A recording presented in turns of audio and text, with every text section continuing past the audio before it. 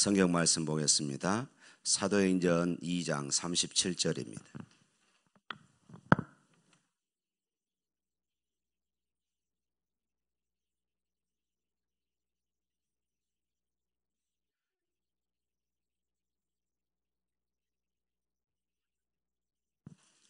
사도행전 2장 37절부터 41절에 있는 말씀.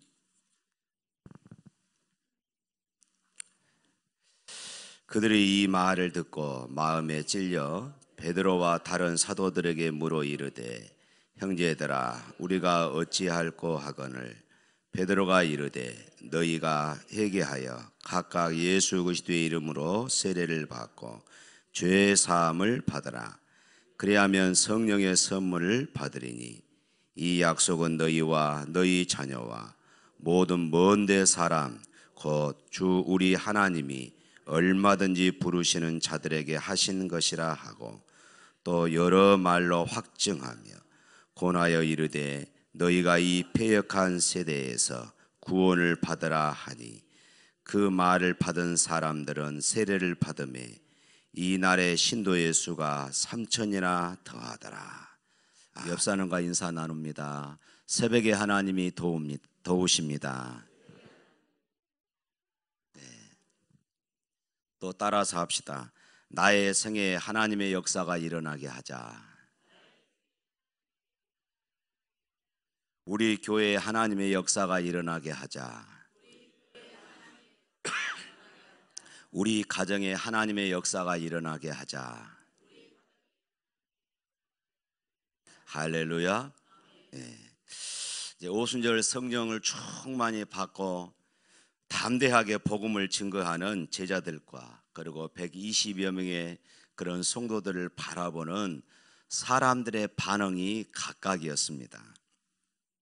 그리고 그들은 그들이 따르던 이 제자들의 모습을 보면서 의아해했던 것입니다. 쉽게 말하면은 예수님께서 십자가에서 죽으시고 나서 모두가 무서워가지고 벌벌 떨며 도망치거나 숨어버렸습니다. 그런데 어느 날 갑자기 이들이 나타나서 복음을 전하고 그들이 죽였던 바로 예수 그리스도를 너희들이 죽였다, 이렇게 담대하게 복음을 전하고 있는 것이었습니다. 그러니까 겁쟁이들이었습니다. 그런데 이들이 지금 복음을 전하는 이런 모습들을 보면서 사람들이 이렇게 말했어요. 야, 저 사람들 아침부터 술 취한 거 아니냐? 술 취한 것 아니냐? 도대체 저 사람들이 정신이 있는 것이냐 없는 것이냐? 어떻게 자기들이 죽을 줄 뻔히 알면서 저렇게 말할 수 있느냐? 쉽게 말하면은 이런 식이었습니다. 이에 베드로가 나와서 다시 설교합니다. 야, 무슨 소리냐? 지금 시간이 아침 시간으로 9시다. 이 아침부터 술에 취한 사람이 어디 있느냐? 술에 취한 것이 아니고 구약의 선지자 요엘 선지자가 예언한 대로 성령의 충만함을 받은 것이다. 잘 생각해 봐라. 예수님은 하나님께서 보내신 하나님의 아들이시다. 그래서 놀라운 능력과 기사를 우리 가운데 행하셨다. 그런데 여러분이 나사렛 예수를 무법자들에게 넘겨주었고 결국 십자가에 죽게 한 것이 아니냐? 그러나 하나님께서 이 예수님을 죽은 자 가운데서 다시 살리셨고, 그리고 하늘에 오르게 하셔서 하나님 보좌 우편에 앉으셨을 뿐만 아니라 언제가 그분이 다시 오셔서 이 세상을 심판하러 오실 것이다. 바로 여러분이 못 박아 죽인 예수님이, 그 예수님을 하나님이 주와 그리스도가 되게 하셨다.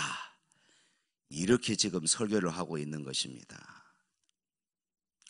그런데 베드로의 설교를 들은 많은 무리들이 마음에 찔렸다.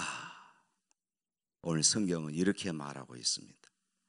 마음에 찔렸다, 이렇게 말하고 있어요.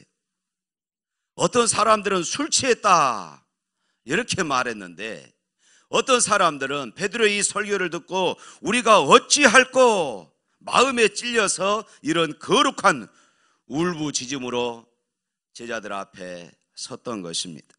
그리고 그들이 회개하고 세례를 받아서 죄사함과 성령을 선물로 받게 되어진 것입니다.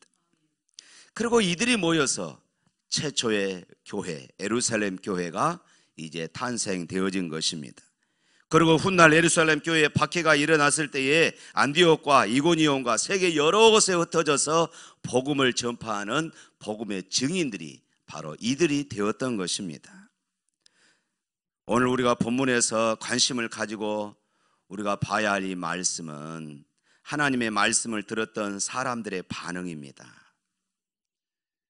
그 사람들의 반응을 보면서 오늘 우리들의 반응을 또한 살펴봐야 하는 것이지요.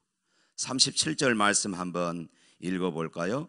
베드로의 설교를 듣고 그들이 어떻게 반응했는가. 37절 말씀 시작. 그들이 이 마음을 듣고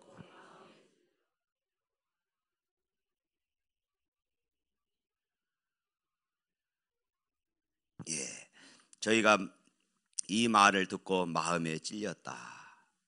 솔직히 여러분, 우리가 설교를 들으면서 내 마음에 찔렸다, 이 말은 그 말씀이, 하나님의 말씀이 내 죄를, 내 허물을 지적했다는 것입니다. 이것은 솔직히 유쾌한 일은 아닙니다. 그리고 실제로 그것은 슬프고 괴로운 경험입니다. 그러나 여러분, 우리가 하나님의 말씀을 들을 때에 내 안에 때로는 이런 찔림이 있어야 하는 것입니다. 때로는 내 안에 감동이 일어나야 하는 것입니다. 때안에 우리 안에 감사가 일어나야 하는 것입니다. 오늘 본문에 저들이 이 말을 듣고 마음에 찔려, 우리가 하나님의 말씀을 들으면서 아무런 감동이 없거나 아무런 감사가 없거나 때로는 내 마음에 찔림이 없다면 이것은 내 신앙이 지금 무엇인가 병들어 있다는 그런 증거가 되는 것입니다. 우리가 설교를 듣고 은혜를 받았다는 말은 무엇일까요? 은혜를 받았다는, 설교를 듣고 오늘 이 말씀에 은혜를 받았습니다. 이것은 마음에 찔렸다, 그 말입니다. 내 마음에 찔린 것입니다. 사랑하는 성도 여러분, 오늘 우리는 하나님의 말씀을 들으면서 계속 우리의 마음이 확확 찔려져야 합니다. 때로는 이 말씀을 들을 때 내 안에 감동으로 찾아와야 합니다. 그리고 내 안에 찔림이 올 때에 우리가 하나님 앞에 바로 엎드려야 하는 것입니다. 그렇지 아니하고서는 우리가 은혜를 누릴 수가 없습니다. 내 안에 찔림이 왔다는 것은 내 안에 이런 죄악들이 드러났다는 것입니다. 그리고 그것을 우리가 깨달아야 하는 것입니다. 그리고 하나님 앞에 겸손히 엎드릴 때에 하늘의 신령한 은혜를 우리가 누리게 되어지고 하나님께서 예비하신 그런 복을 누릴 수 있는 것입니다. 그러므로 성도 여러분, 하나님의 말씀에 민감하시기를 바랍니다. 말씀 앞에 겸손하시기를 바랍니다. 그것이 바로 내가 사는 길임을 믿으시기를 축원합니다. 그러나 솔직히 오늘 많은 사람들이 이것을 거부합니다. 오늘 이 시대의 가장 불행한 일은 강단에서 선포되는 이 말씀에 감동이 없어요. 그리고 감동을 받는다 할지라도 그대로 살지 않습니다. 마음에 또 찔림이 없습니다. 찔림을 거부합니다. 성령의 감동인데, 이것은 분명히 성령의 감동인데 이 말씀에 순종하지 않습니다. 거부해버립니다.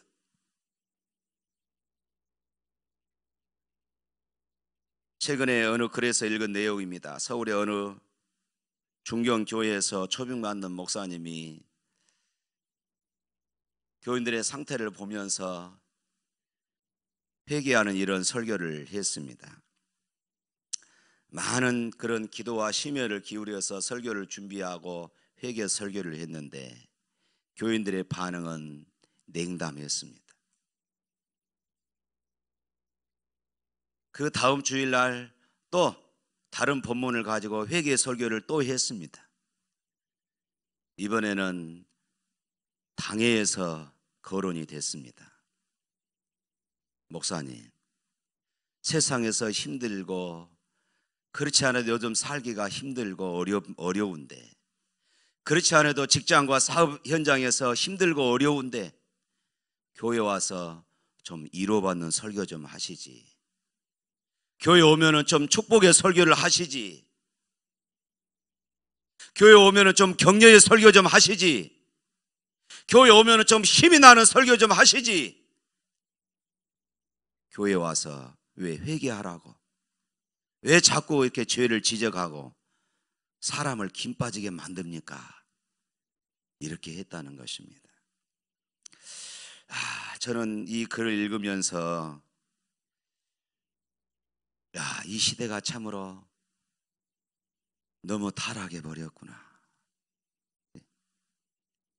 진정한 우리 안의 이론은, 진정한 우리 안의 그런 치유하심은, 진정한 우리 안의 회복은 우리의 죄가 드러나고 하나님 앞에 회개할 때 일어나는 것인데, 그것은 감추어 두고 겉으로 드러나는 이로만 해달라는 것입니다. 속에서 지금 병들어가고 있는데, 속에서 병들어서 썩어가고 있는데 겉만 치료해 달라는 것입니다. 겉에다가 약만 발라달라는 것입니다. 오늘 본문을 보십시오. 저희가 이 말을 듣고 마음에 찔려, 여기서 찌른다 이 말은 내 문제가 여기에서 지금 다루어진다는 말씀입니다. 성령께서 지금 내 문제를 아시고 내 문제를 지적하신다는 것입니다.